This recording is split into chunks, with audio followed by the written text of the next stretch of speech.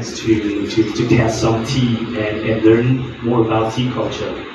And to help you follow along, I have invited one of my students from the English department to serve as the live interpreter of the entire process of tea making and stuff. And then before that, I will invite another student of mine to present a little bit on Taiwan's tea culture. It's about 3 to 4 minutes, and it will help guide you into this world of tea making. And if you have any questions, just raise your hand and pose your question to the professionals here. And we will have the live interpreter here to help you get everything clear. All right. So, and before we begin the oral presentation, I would like you to join me and welcome Professor Lucia Chen to introduce herself. Hello, good afternoon, everybody. I'm Lucia Chen, Dr. Lucia Chen. I'm Vice President for International Affairs at Shanghai University, as well as the Director of the Center for EMI. So I'm happy that today we have this opportunity to have interaction between our local students and also international students. So welcome. Our students come from France and Spain. Yes, thank you. And also our local students. We know that English or the other language, foreign language, for example, French or Spanish, only made in a medium of interaction or conversation. So today we organize this Taiwan tea event for you, that maybe you can have more topic for the conversation.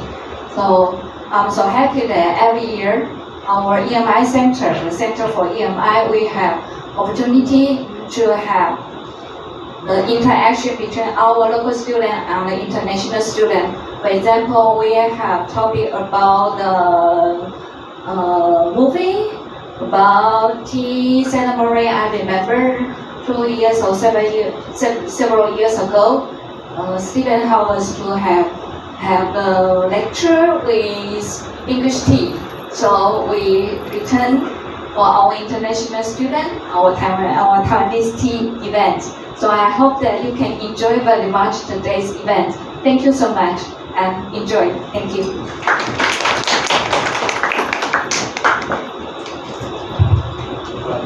Now, let's welcome Kate to do a little bit oral presentation on Taiwan's tea culture.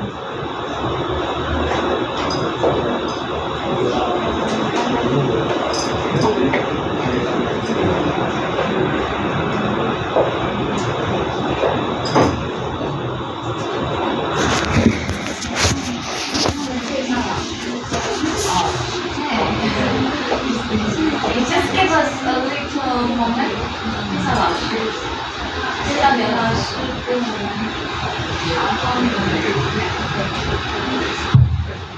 Okay, and these two are the owners of Yunzhuang Tea House, and they are gonna guide us through the world of tea culture later on after the presentation. And later on, they will also do a little bit introduction of themselves, and we will have the Parker to translate for us.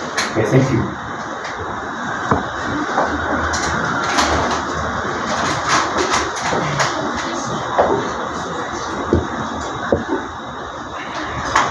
Okay, hello everyone, I'm Kate, and today I'm going to talk about the history of Taiwanese tea.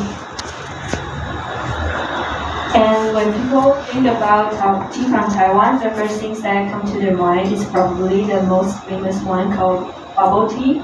But actually, traditional Taiwan teas have played an important role in our history and culture. So let's get started on the history. So in the beginning, tea was used as a kind of medical treatment. For example, people who were sick or didn't feel well will drink tea to get better. At that time, people didn't really see it as a daily beverage, and the culture of tea drinking wasn't very popular yet. But things started to change in the 19th century during the Qing dynasty. tea farmers brought tea leaves from Fujian, China, and started planting them in northern Taiwan, especially in Muzha and Pinling, because the geographic, like the hill in this picture, and the humid climate there was perfect for growing tea. So tea production expanded quickly, and more people started drinking tea in daily life. And then in the late 19th century, a British businessman called John Dodd introduced oolong tea and set up the first tea processing factory in Manga, which is now called Wanhua. And he exported this tea under the name Formosa Oolong around the world. And this tea is even praised as the champagne of teas because of its elegant aroma and smooth taste. So this helped Taiwanese tea gain an international recognition and attract many tea companies to invest.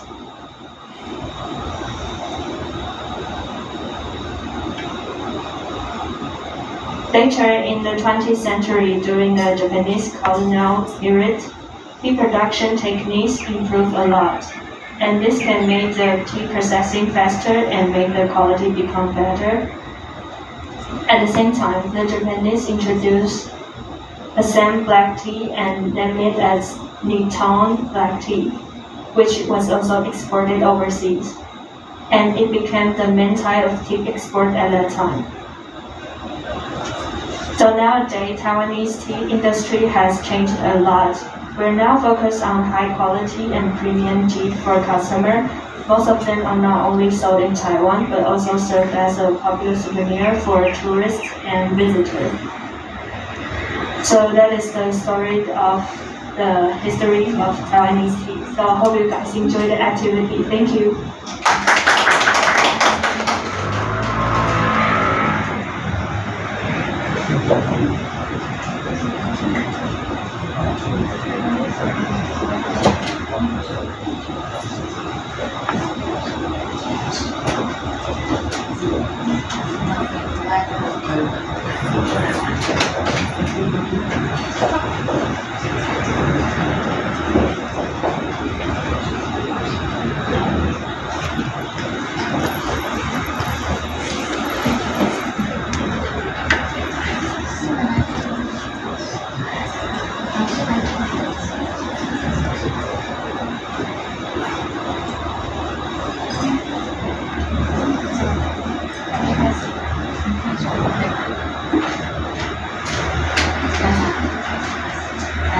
各位来宾，大家好，我是李素梅。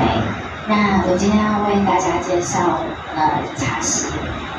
所谓茶席，就是我们把自己的美学放在泡茶的这张桌子上，然后不但是泡一杯好茶，然后还把自己的艺术的想法放在这个茶席上。Hello everybody, and this is Tea Master is going to demonstrate the art of a Taiwanese tea ceremony for today. And the art of a Taiwanese tea ceremony is not putting your aesthetics, the ideals of aesthetics on this table. And it's all about brewing a good tea as well as incorporating your ideals of beauty aesthetics into the tea itself. 首先，我先介绍茶席上的器具。First, I'm going to introduce the tea items used for a tea ceremony. Items that are in the tea kit.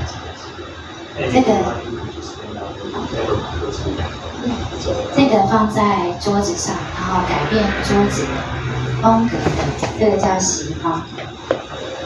So the cloth that you see laid on the table here is called a square cloth, and it is used for aesthetic purpose. 然后这个是煮泡器，今天用的是壶。And the item that she just demonstrated is called a teapot, which is the main instrument used for brewing tea. 那承载这个壶的这个名字叫壶承。That is called a tea tray, which is used to place the pot on. 然后这个是茶盅，或者我们会说茶，或是公道杯。Interestingly enough, the item that she just demonstrated is called a fairness pitcher, which is used to fairly distribute the tea brew into each cup. 然后杯子应该没问题。The cup, obviously. 然后这个叫水缸，我们放那个温杯的水或是泡完的茶渣。And that is the tea waste bowl, which is used to pour the water used for preheating the cups and the pot, as well as tea residue into. 这个叫茶则，我等一下会把茶叶放在这上面，那它会是一个准则，看我今天要泡的茶的形状、大小、数量。That is a tea caddy, also known as a tea container, which the master will put the dry tea leaves onto the tea caddy in order to examine the shape as well as the amount of tea that she's going to brew today. 然后这个叫茶针，有的时候上面会有一个汤匙形状的，那叫茶匙。现在我们为了精简茶匙上面的摆设，现在都直接是用茶针。然后这个是用来拨茶。That final instrument is called a tea needle. Usually on the tea needle it's shaped in the shape of a spoon, but today in order to make it seem more deduced, more elegant, the master has chosen to use one that is simple in shape, which is shaped like a needle, and that is used to separate the tea leaves from the tea scoop into the pot itself. 然后这个是茶仓，等一下你们桌上有，然后放等一下要泡的茶，叫茶仓。And that is the small cup that is used to hold the tea leaves themselves. 在茶席上，我们会用新鲜的花朵，然后让这个茶席是有生命力的。So in every tea ceremony, flowers will be present in order to bring a sense of life and virility to the whole tea ceremony. 最后，我想跟大家介绍一下，这个是结方，然后它跟抹布的差别在用法。如果我们今天把这个放在桌上是这样擦的时候，它叫抹布；如果我们今天茶席上面有水，我们这样子使用，它叫结方。So the piece of cloth that she just held up is actually called a tea cloth, and the difference between a normal table mop and a cloth is that when we wipe a table using a mop, the actions will be a little bit more erratic, messy.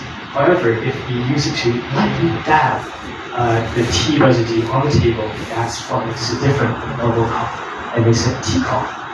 It's all about the elegance. 就是在茶席上，我们的动作尽量放慢。那主要就是让大家在喝茶的时候有一个静心的感觉。再加上就是，如果你把动作放慢的话，不但动作可以很优雅，然后也可以保护你桌上所有的器具。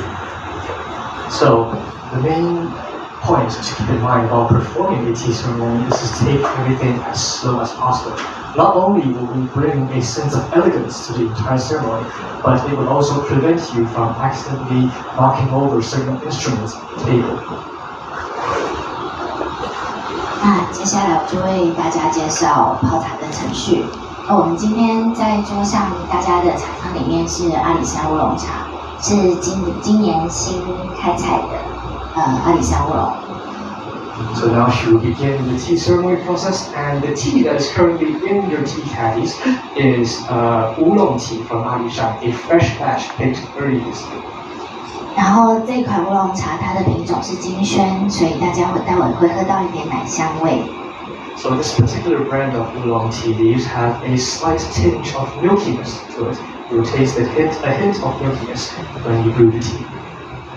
那接下来就是泡这种球形的乌龙茶的时候，我们的第一泡的时间会是50秒，第二泡20秒，第三泡30秒。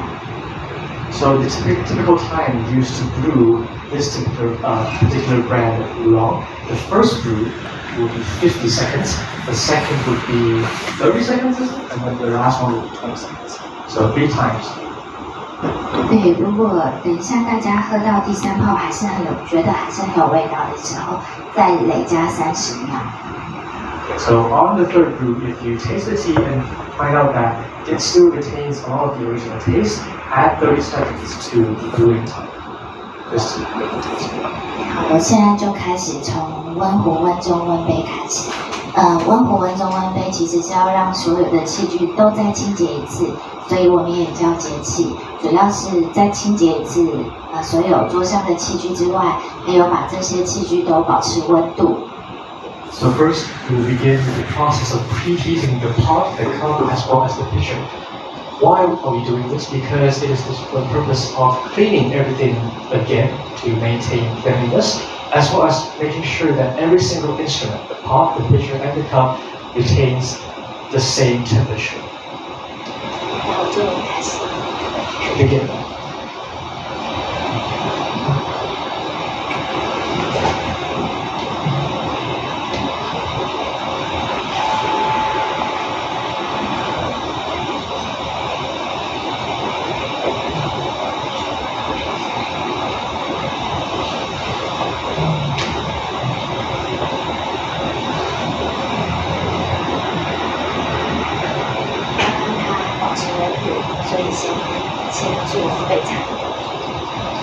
So now the process of maintaining the temperature has begun, and next we will start to begin to prepare the tea leaves themselves.